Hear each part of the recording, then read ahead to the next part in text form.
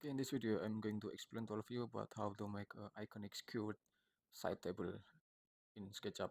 Okay, well, first of all, we have to make a basic shape with a rectangle. Okay, so then we can set any size or any dimension, maybe around 400 and 450 millimeter approximately. So and then we can push it up anyway. We can push it up around the height as we are desired. Maybe it's around 500 millimeter. Okay, so then we can select it this top surface only. So then we can select move, and we can move wherever we want anyway.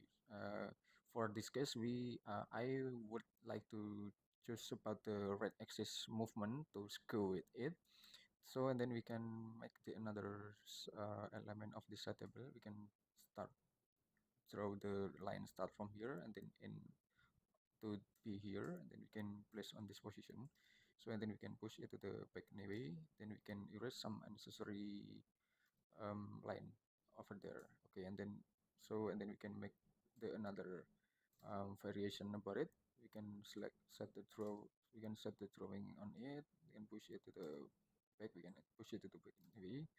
Okay, and so and then we can just make it group, and we can also set the material, and we can set the top table with the another surfaces or material itself. Okay, so then we can select it all, we can place on this position, and I would like to uh, show you about the measurement of each side of this skewered side table anyway.